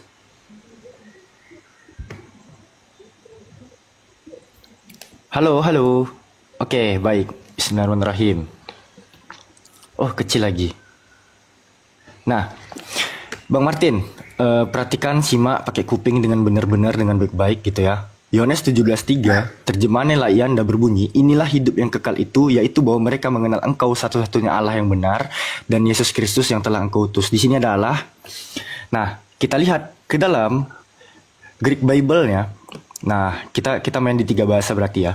Di dalam John ya 17:3, auti de estin I aionios zon ina ginoskosin de ton monon aletinon theon. Theon bentuk akusatif dari kata theos, kaion apesteilas isoun kriston. Di sini ada kata theon ya, bentuk akusatif dari kata theos. Di dalam Injil Yohana pasal 17 butir ketiga, di sini berbunyi wahzihi hiyal hayatul abadiyah. Ana ya'rifu ka anta al-ilah, al-ilah, al-ilah, al-hakiki. Mana Allah di sini? Oke, di sini al-ilah ya. Jadi terbantah bahwa theos itu sepadan dengan kata Allah, tapi al-ilah. Nah, lalu kedua. Anda harus telan ini di dalam Matius 27:46 ya. Di dalam Matius 27:46. Di sini ada terjemahan Allahku, Allahku. Allahku, Allahku. Yang diterjemahkan dari Matius 27:46, aku persingkat aja. Di sini ada kata temo. Ini adalah bentuk non akusatif ya, maskulin singular dari kata theos tuh. Mau di sini possessive pronoun ya, kata sifat kepemilikanku. Jadi artinya theosku, theosku. Temo, mau ini dari kata ego. Temo, theosku, temo, theosku. Inati me ekatelipes. Mengapa engkau meninggalkan aku? Nah, di sini kata theos itu bisa dimasuki kata sifat kepemilikanku, seperti gelar ayah, ayahku, atau gelar ibu, ibuku. Ku di sana itu possessive pronoun atau kata sifat kepemilikan. Nah, pada saat ku cari di dalam Matius 27:46 versi Arabic Bible ya, di sini hanya sampai ke kata ilahi, ilahi. Ilah sesembahan, huruf ya di belakang itu domir tuh, kata sifat kepemilikanku, sama dengan kata Robbi. Robbi, penguasaku, Tuhanku. Ilahi ini juga sama artinya sesembahanku, Tuhanku. Kata Allah itu nggak bisa dimasukkan possessive pronoun seperti kata theos Theos ini ya dalam bentuk non vokatifnya, misalnya kata ayah itu non nominatif, kita manggil ayah kita yah yah. Atau kata ibu, kita manggil ibu kita bu.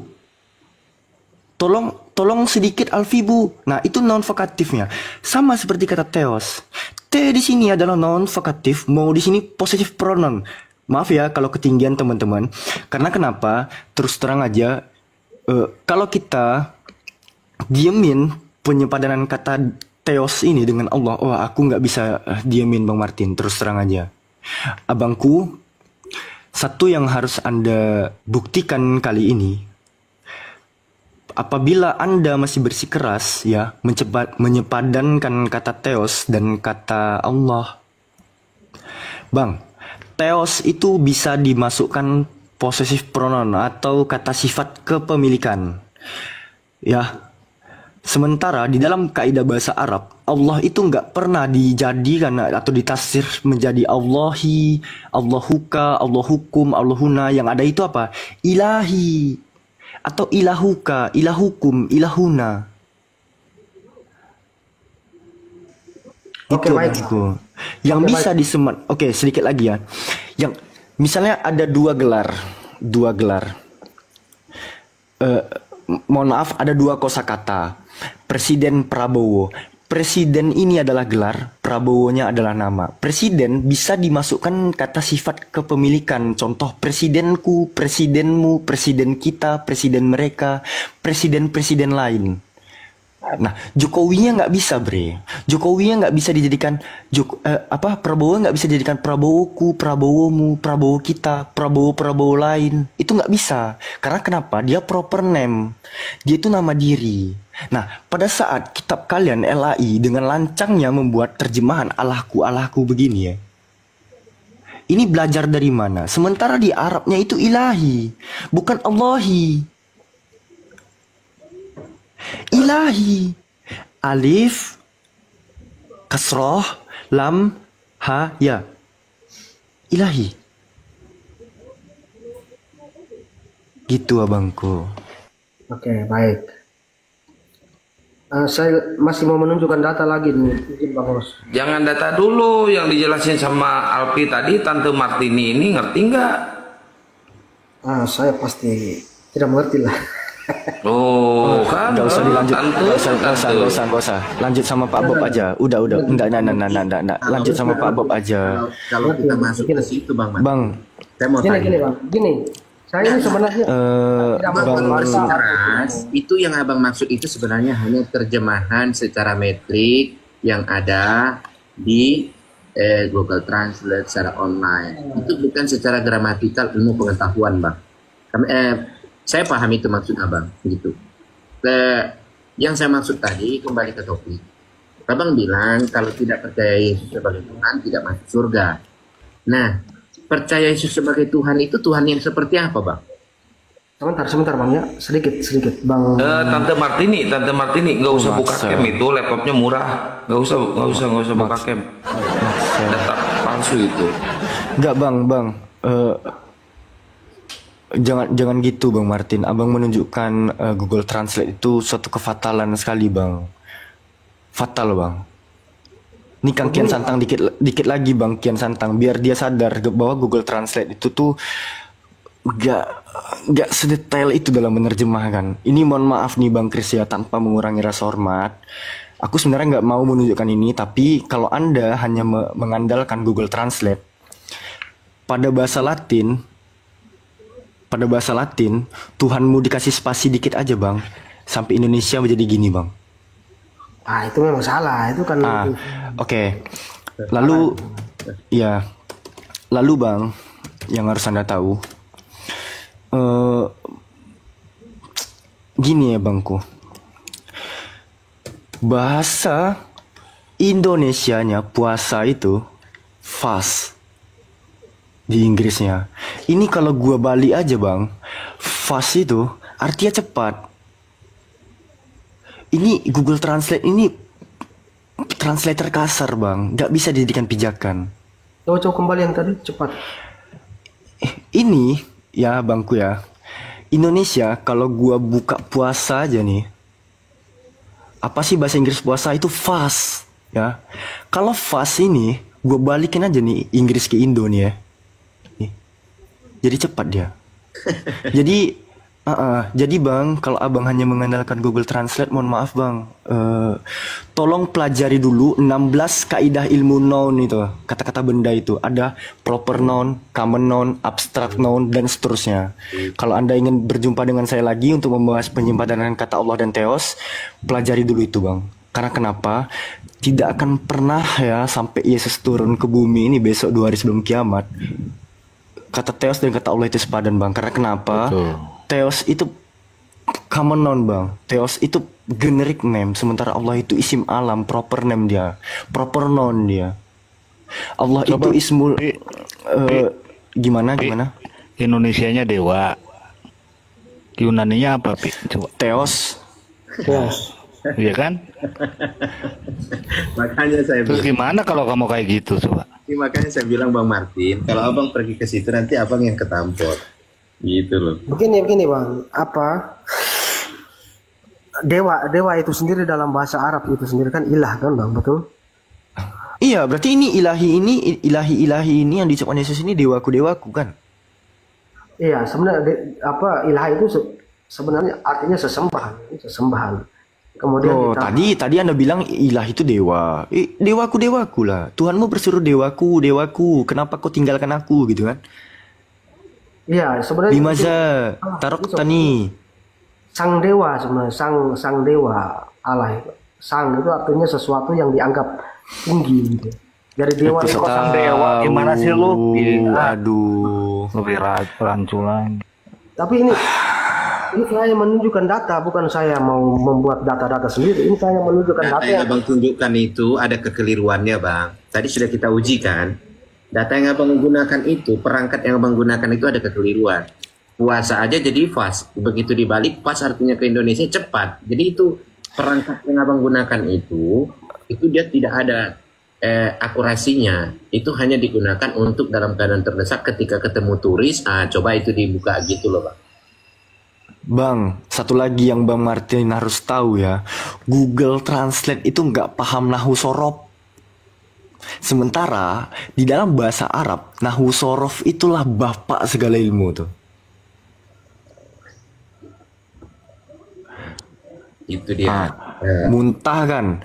Di dalam kaidah ilmu nahwu, apalagi kita belajar bab kitab Jurumiyah dengan bab kalamnya, al-kalamu huwa lafzu dan seterusnya. Itu Google ini nggak tahu, bre, karena ini punya orang barat. Google ini nggak tahu nahwu sorof. Aduh, tidak bisa begitu, Bang. Ini kesepakatan loh. Nah, apalagi kalau main-main. Ada kesepakatannya itu di mana? Aduh. Ini kita bukan mau buat kesepakatan, Bang. Kita mau berbicara tentang apa yang Abang sampaikan. Iya, Pak Bob, Alfi kembalikan ke Pak Bob ya. Makasih Pak Bob waktunya. Siap. Jadi itu, Bang Pak Bob. Martin. Kata Allah pun sendiri dalam bahasa Arab diterjemahkan ke dalam bahasa Indonesia jadi Tuhan, bukan tetap Allah di sini. jadi gini, Bang. Kalau semua bisa hanya berdasarkan Google Translate, ngapain kita kuliah 5 tahun, Bang, ambil fakultas bahasa, Bang?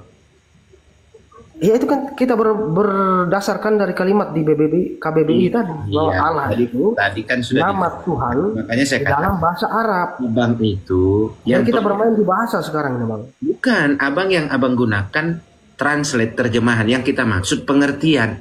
Beda pengertian dengan terjemahan, Bang. Iya, pengertiannya bahwa Allah itu nama Tuhan di dalam bahasa Arab. Bahasa Arab, Bang. Nama bukan gelar.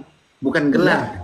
Nah, itu. Jadi, kalau Abang katakan nanti ke situ seperti yang dijelaskan oleh Bang Alvin tadi, maka nanti data yang Abang tampilkan itu, data itu memang ada, memang benar ada, tapi belum tentu benar. Paham kan? Nah, yang saya tanyakan tadi, Abang bilang menerima dan percaya Yesus sebagai Tuhan. Sebagai Tuhan itu seperti apa, Bang? Coba Abang sebutkan satu saja sifat ketuhanan yang melekat di Yesus. Satu saja sifat ketuhanan yang melekat di Yesus. Sifat ketuhanan. Ya. Sifat ketuhanan itu apa, coba menurut Abang? Sifat ketuhanan itu menanya balik gimana sih, Abang sudah pengasih, Maha Penyayang dan sebagainya itu. Sifat ketuhanan. Maha Pengasih, Maha Penyayang dan sebagainya itu, Bang. Ya, coba sebutkan satu saja yang ada pada diri Yesus, sifat ketuhanan itu tadi. Ya, pasti Maha Pengasih, Maha Penyayang. Oh, kalau Yesus Maha Pengasih, berarti tidak ada yang mengasihi Yesus. Ya, tergantung. Lah, kan dia datang sebagai manusia kan, jadi enggak, jadi kalau sifat ketuhanan itu, Bang, tidak ada ketergantungan. Itu yang harus Abang pahami. Jadi sifat ketuhanan itu pasti, dan itu tidak ada toleransi, tidak ada tolak ukur, menyesuaikan keadaan, menyesuaikan waktu, menyesuaikan usia, tidak. Sifat ketuhanan, Tuhan itu Maha Pengasih, titik. Kalau ditanya ada nggak yang mengasihi Tuhan, tidak ada, karena Tuhan Maha Pengasih. Aduh. Siapa yang Tuhan? Tuhan saja Maha Pengasih. Coba. Tidak ada yang mengasihi Tuhan. Iya, tidak ada yang mengasihi Tuhan. Siapa yang mengasihi Tuhan? Lah Tuhan saja Maha Pengasih, kita aja dikasihi Tuhan. Lah kok kita malah mengasihi Tuhan? Teman-teman yang lain setuju tidak? Lah, Bang Martin dulu dong, tegaskan dulu itu tadi saya katakan itu. Tidak ada manusia yang mengasihi Tuhan. Setuju saya. Masa Tuhan kita kasihan Tuhan itu mati terkutuk? Masa gitu? Kan nggak boleh itu. Iya.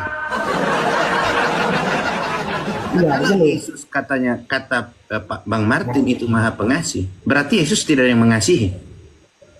Kalau mengasihi Tuhan saja tidak boleh, apalagi membela Tuhan itu kan? Nah itu beda. Kalau tidak ada manusia yang bisa membela Tuhan, yang bisa dibela imannya. Apalagi membela, Bang. Itu membela iman. Abang harus paham mana yang membela iman dengan membela Tuhan. Tidak ada manusia yang bisa membela Tuhan. Siapa manusia yang membela Tuhan? Sedangkan manusianya aja diciptakan Tuhan. Yang membela Tuhan itu apa namanya? Tidak ada yang membela Tuhan. Manusia saya belum pernah ketemu manusia yang membela Tuhan. Saya buat pengandan kalau ada yang membela Tuhan itu apa namanya? Apa? Kalau ada yang membela Tuhan itu apa namanya? Kira-kira gelar yang layak untuk mereka? Loh, saya tidak pernah ketemu, makanya saya tidak tahu gelarnya apa. Saya nggak pernah ketemu sama manusia yang membela Tuhan. Itu 12 muridnya aja nggak membela Tuhan ya waktu disalib, malah kabur tuh.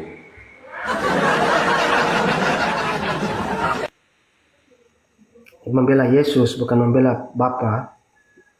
Makanya tadi saya tanya sama Bang Martin. Bang Martin kan bilang percaya Tuhan, Yesus itu sebagai Tuhan. Nah, terus saya tanya sifat ketuhanan yang ada pada Yesus Maha Pengasih. Berarti Yesus tidak dikasihi. Makanya saya ajak tadi sebenarnya mau ajak Bang Suma kita keluar dari sedikit dari agama kita. Bukan ke Bang Suma lagi, jawab dulu itu loh. Ya, untuk memahami Yesus kita harus tinggalkan agama. Maksudku itu begini Bang Martin. Di Alkitab sendiri dikatakan, dialah anak yang kukasihi. Yesus itu bukan Maha Pengasih, tetapi ada di atasnya, ada pihak lain yang mengasihi Yesus, yaitu Tuhan. Nah, kalau Yesus sendiri bukan Maha Pengasih, kenapa kita jadikan Tuhan? Ya, makanya harus paham Yesus itu siapa dulu. Lah, saya menyembah Tuhan itu karena ada sifat ketuhanan. Satu-satunya cara manusia mengenali siapa Tuhannya adalah sifat ketuhanannya. Kalau Bang Martin mencari bentuk Tuhan, tidak ada. Bang Martin mencari tahu suara Tuhan, tidak ada. Ini narasinya bagaimana ini? Loh, makanya banyak orang sesat menyembah yang bukan Tuhan karena mereka tidak mengenal sifat ketuhanan. Ini abang kan secara tidak langsung mengatakan Tuhan itu tidak berwujud kan, tidak bisa dilihat, tidak bisa didengar juga kan? Tuhan itu tidak berwujud. Siapa yang tahu wujud Tuhan? Waduh, ini parah kalau narasi begini. Islam bagaimana nih? Loh, saya tanya ke Bang Martin. Ini narasi yang benar tuh begini. Kalau menurut saya sebagai seorang, kalau saya jadi Islam itu narasinya begini.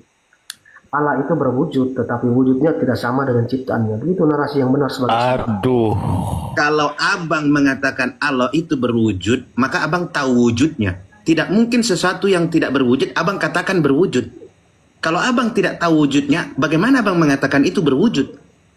Allah itu berwujud, tetapi wujudnya tidak sama dengan ciptaannya. Itu seperti wujudnya. Ya wujudnya yang tidak kita. Lah kalau abang sendiri tidak tahu wujudnya, bagaimana abang bisa mengatakan berwujud? Berarti Allah itu tidak ada wujudnya. Apa?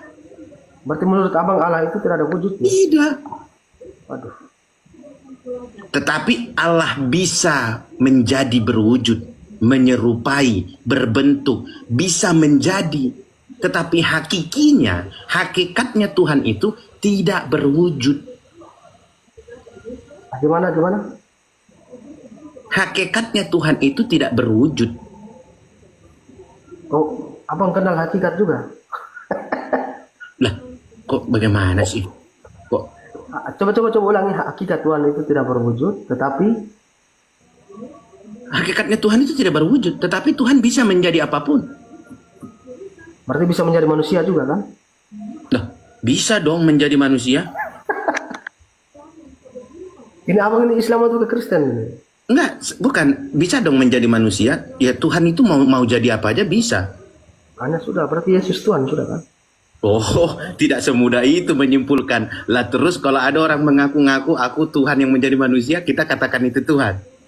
Ya tergantung apa yang dia buat kan, kita lihat apa. Hanya kenali sifat ketuhanan agar Anda jangan tersesat. Ya tadi abang bilang dia bisa jadi apapun, bisa jadi manusia pun bisa. Betul, Tuhan itu bisa menjadi manusia, menyerupai manusia. Ingat di kitab Perjanjian Baru, ketika Abraham bertemu dengan Tuhan, Tuhan berbentuk apa? Apakah itu Yesus? Pada saat Abraham bertemu dengan Tuhan, Tuhan menyerupai manusia datang menghampiri Abraham. Ya, ayo, gimana? Tidak. Nah, makanya saya katakan, kalau menganalogikan Yesus sebagai manusia karena Tuhan bisa menjadi manusia, maka akan ada nanti manusia yang mengaku Tuhan. Ya, terus narasi abang barusan arahnya kemana? Bahwa Tuhan bisa jadi apapun tadi. termasuk bisa jadi manusia. Lah karena Tuhan itu maha segalanya. Bukan mempersempit kekuasaan Tuhan, bukan mempersempit ketuhanan Tuhan seperti yang abang maksud tadi, Yesus sebagai Tuhan. Kalau Yesus Tuhan, maka Yesus itu bisa melakukan segalanya. Dan tidak dikasihi, tidak diurapi, tetapi dia yang mengurapi. Tetapi dalam Alkitab apa yang dikatakan? Dialah anak yang kukasihi. Yesus itu dikasihi. Lah kok ada Tuhan yang dikasihi? Siapa yang mengasihi Tuhan? Ya kan itu posisinya sebagai manusia. Dah. Dia bisa kapan Yesus tidak sebagai manusia? Ya sebelum dia datang sebagai manusia kan. Namanya siapa? Ya dalam bahasa Alkitabnya Sang Firman. Sebuah media yang digunakan Allah untuk digunakan Sang Pencipta itu untuk berrelasi atau berinteraksi dengan ciptaannya. Bukan namanya sebelum jadi manusia itu siapa? Namanya sebelum manusia itu siapa? Ya kalau dalam bahasa Kristen adalah Sang Firman. Oh namanya Sang Firman begitu. Firman dah tidur. Firman tukang bakso di sini bang. Firman, kalau Firman itu Rema, Sang Firman itu apa nih, Logos itu Sang Firman. Logos, ayo. Gini, azan dulu aku subuh dulu ya, Bi. Iya, izin ya, nyempil dikit aja nih biar Bang Martinnya tahu Bang juga. Martin, saya dari tadi mengejar itu ke Bang Martin. Jangan seolah-olah ketuhanan itu memang ada dalam diri Yesus. Berbicara Yesus banyak berbuat mujizat. Nabi Musa berbuat mujizat, membelah lautan. Ya, sebenarnya di dalam Alkitab itu sudah diajarkan sifat-sifat ketuhanan. Tetapi di perjanjian baru, sifat ketuhanan itu dirubah semua. Seolah-olah sifat ketuhanan itu hilang, tetapi apa yang dikatakan oleh Paulus, Rasul Paulus itu mengajak menyembah Yesus, itu yang terjadi. Sebenarnya di perjanjian lama itu sifat ketuhanan itu sudah jelas semua. Dan itu kita masih percaya sampai sekarang, kita jalankan itu sesuai ajaran Yesus bahwa kalau berdoa kepada Bapa di surga. Nah itu tadi. Nah, jadi kita harus kenal Yesus ini siapa dulu. Duh. Saya kan dari tadi bertanya ke pernyataannya Bang Martin ya. Kalau tidak percaya Yesus Tuhan tidak masuk surga. Nah kalau kita mau percaya sama Yesus sebagai Tuhan, sifat ketuhanan apa yang ada pada Yesus sehingga kita harus mempercayai Yesus itu sebagai Tuhan? Ya, Yesus itu kita berangkat dari definisi Tuhan itu adalah sesuatu yang kita yakini. Terus? Kuasa dan sebagainya.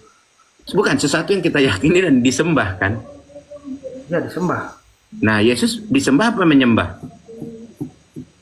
Disembah begini, setelah dia belum dia diangkat ke surga kan, dia berkata bahwa kepadaku telah diberikan kuasa di bumi dan di surga. Untuk itu pergilah, ajarkan kepada seluruh bangsa-bangsa apa yang telah kuajarkan. Itu pun kan sudah jelas kepadaku diberikan. Berarti kan itu yang diberi. Iya betul. Nah kalau itu diberi berarti kekuasaan itu bukan milik dia. Ada yang pemilik yang lain, pemilik kuasa itu. Begini, kalau saya berikan abang sebuah buku itu kan berada di abang. Ini bicara soal kuasa kan? Maksudnya bicara soal kuasa apa lagi nih? Soal kuasa. Misalnya buku ini saya berikan kepada abang. Berarti buku itu kita analogikan sebagai kuasa. Nah, berarti kuasa itu sekarang ada di abang kan? Oh berarti ketika diserahkan kepada Yesus tidak ada lagi kuasa itu sama Bapa begitu? Tidak. Pasti masih ada buku kan? Atau misalnya begini. Ketika saya berfirman kepada abang, abang bos tolong buatkan sebuah meja. Iya. Sekarang abang sudah eksekusi mejanya sesuai perintah saya. Oh. Apakah pikiran tentang membuat meja itu hilang dari pikiran saya, atau kemampuan saya mengeluarkan kalimat yang sama lagi hilang dari saya? Kan tidak juga. Tapi kan perbuatan membuat meja itu saya nggak lakukan lagi karena saya sudah kuasakan ke orang yang membuat meja. Ya kalau saya perintahkan lagi kan masih bisa. Nah berarti kan bukan maha kuasa dong. Berarti kuasanya hanya sebagian aja, hanya tertentu, hanya untuk satu hal saja. Nah kalau hanya kuasa cuma satu hal saja, berarti bukan maha kuasa. Bukan soal itu bang, tapi soal perintahnya itu tidak akan mungkin hilang, firmannya tidak akan hilang. Dia mau sudah jadi meja, mau jadi apapun, firmannya tetap tidak akan hilang, tetap bersama-sama dengan dia. Izin Pak Bob, Alfi mau sedikit meluruskan soal yang tadi. Yang pertama bicara soal wujud. Wujud itu Indonesia serap dari bahasa Arab, ya, wajada wujud. Wujud itu dalam bahasa Arab artinya ada. Allah itu punya sifat wujud yang artinya ada, dan sifat mustahil itu adam, ketiadaan. Allah itu lizat al-wajibul wujud. Allah itu zat yang maha ada, yang adanya itu tanpa diadakan dan adanya itu tanpa mengalami ketiadaan. Itulah Allah. Lalu berbicara soal apakah Allah mampu menjadi apapun dengan kemahakuasaannya, mampu. Namun begini ya teman-teman ya, ini sebenarnya pembahasan tepi jurang untuk teman-teman yang belum mempelajari akidatul awam. Mungkin ini sedikit berbahaya ya narasinya. Namun Allah memiliki sifat mukhalafatu lil hawadis. Allah itu berbeda dengan makhluk ciptaannya. Dan Allah pun qiyamuhu binafsih. Allah itu maha berdiri sendiri gitu. Alfi hanya meluruskan tadi narasi Pak Bob yang sebenarnya Alfi nggak mau motong nih, cuman teman-teman butuh jadi, kayaknya untuk diluruskan. Ini Bang Bos, ini masa saya lebih Islam dari Islam. Nah, sebenarnya begini, yang dimaksud dengan Martin tadi, wujud itu adalah bentuk. Jadi artinya memiliki betis, memiliki bagian-bagian. Itu yang saya tidak bilang begitu. Nah, buktinya tadi kan merujuk kepada menjadi manusia. Ya tidak, bukan begitu. Nah, itu kan namanya menjebak sendiri. Jadi sebenarnya begini, Bang Martin. 3.000 penonton dengarannya. Jadi saya bilang wujud itu ke Yesus. Loh, itu soal lain. Jadi begini, kita membahas Yesus sebagai Tuhan. Yesus itu kan wujudnya bentuk kan. Kita bicara soal pencipta dari, bukan, kita tidak beralih ke Yesus. Lah, tadi jelas-jelas itu. Saya jelaskan tadi bahwa kalau berdasarkan Islam itu Allah itu berwujud, tetapi wujudnya tidak sama dengan. Jadi begini, Bang Martin, kalau Bang Martin membahas Yesus sebagai Tuhan, rujukannya Islam, itu namanya kita itu sesat. Lah kok bahas Yesus sebagai Tuhan tapi rujukannya urusan Yesus. Ini saya bisa bicaranya, tadi saya menjelaskan bahwa menurut Islam itu Allah itu berwujud, wujudnya tidak sama dengan ciptaannya. Enggak, salah Bang Martin. Allah itu wujud. Allah itu bukan sabar. Ini mau aku jelaskan. Allah itu wujud. Wujud itu bahasa Arab artinya ada. Allah itu memiliki sifat wujud, kidam bako, mukhalafatul lil hawadis, qiyamu binafsi, wahdaniyah, qudrat, iradat, dan seterusnya. Nah, begini ya Bangku. Allah kalau dikatakan ada atau wujud, ya benar, tapi bukan berarti berwujud, karena Allah itu menyatakan diri bahwa ia itu tidak serupa dengan apapun tuh. Nah, Allah itu pun berbeda dengan makhluk ciptaannya. Gini Bang, Allah itu ada tanpa membutuhkan arah dan waktu gitu, arah dan tempat, arah dan waktu. Nah, kalau Abang katakan berwujud Bang, ini terdefinisikan sebagai suatu objek yang terbentuk Bang. Nah, dan itu bukanlah sifat Allah.